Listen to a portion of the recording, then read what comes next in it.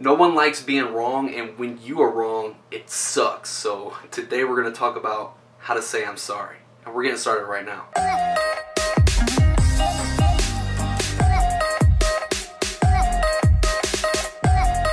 What is up, my winning friend? My name is Zach, and welcome back to another video. And if this is your first time here and you want to reach your potential and crush your goals, you can start right now by hitting subscribe and tap the bell notifications. That way you don't miss anything. Alright, so one of the most difficult things to do, at least for me that is to admit when we're wrong. Like when you're in a debate with someone and then you find out that you're wrong, it is very hard to admit to the other person that you're wrong. I know that's been very hard for me to do in the past. I'm stubborn, I'm hard-headed at times, and when I like to be right, and when I am proven wrong, it's kind of hard for me to admit that. So I found it very helpful though that when you do admit you're wrong, it actually is a lot more beneficial, because wouldn't you rather tell someone that you're wrong when you know that they're going to tell you that you're wrong? Wouldn't you rather you say it yourself and admit it yourself than have someone say, dude, you're wrong, blah, blah, and shove all these facts down your throat and actually prove you wrong? I mean, yes, it's a lot better than having someone else do that. At least I think so. And that's why I like to admit that I'm wrong when I find that out, because then it also softens the tension between the argument, if you're having that in a debated discussion, and that person warms up to you and respects you more because they see that you're humble about the situation, and then they're more inclined to hear what you have to say. There is a certain degree of satisfaction that comes when you admit your errors. Not only does it clear the air of the defensiveness that's going on between the heated argument and the debate, and the person is more willing to listen to you now that that air and that defensiveness is gone, you can focus more on the solution to the problem that was created by the error in the first place. A funny example of this is when me and my wife were just in a heated debate, an argument about these bars that charge for pay-per-view events that are coming up. There was a boxing match that just passed, and she was saying that they charge so much because the pay-per-view charges these public places and how much they think they're going to have in attendance there.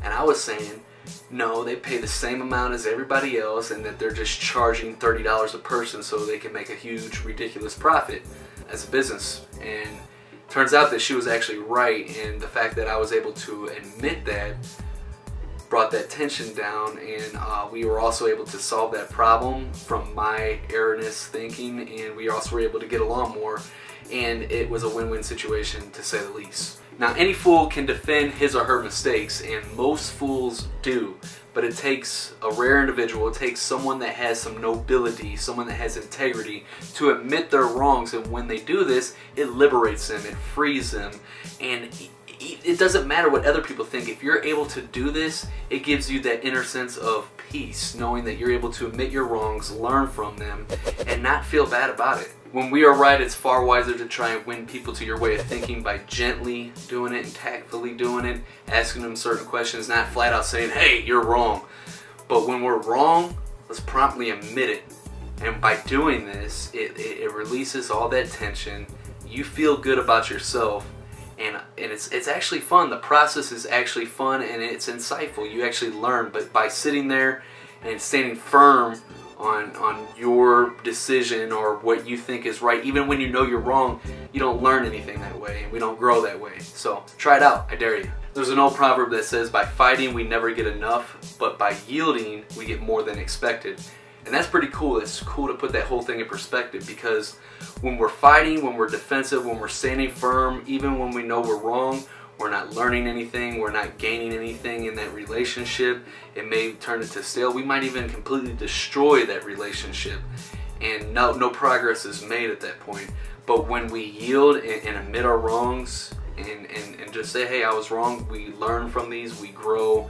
That relationship probably grows in the process too, because that other person sees that you're genuine and that you're being humble, and it's just a win-win situation all the way around the board. And please, when you do this, don't be arrogant about it, and don't try to make up ground, or don't try to save face in any way, shape, or form. If you're wrong, just say flat out, hey, you know what, you're right, and I was wrong. You know, I looked at it this way and I was totally off. Hey, I'm sorry. You know, that's way more honorable and respectful than to go in there and say, well, I thought this because of blah blah blah, and all these different excuses evolved. That just defeated the whole purpose of admitting you're wrong, and probably will cause even another argument afterwards. So just be real about it, you know, to say, hey, I'm wrong, you're right. Hey, lesson learned. Let's move on. I mean, think about it. We all know those people that just blame everything up under the sun except for themselves of why things are wrong.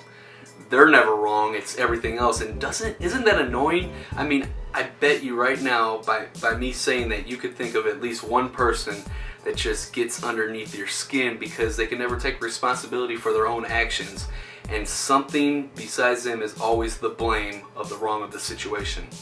Don't be that person. On the other hand, think about all the people that you know that take responsibility for their actions, that admit their wrongs, and that are open-minded.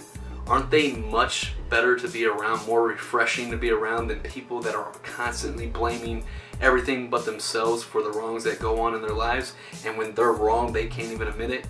I hope this was helpful, and I dare you, I challenge you to start admitting. As soon as you realize that you're wrong, start admitting it right away and see how that makes you feel and see what that does for the relationship overall. I challenge you to try it out. If this video was helpful in any way, shape, or form and you want to check out more videos that are going to help you communicate effectively, check out this playlist right there. Share this video on Facebook, and if you're part of any personal development groups, you can share with your friends there. And if you want to reach your potential and crush your goals, start right now by hitting the round subscribe icon. Thanks for watching. I'll see you next time.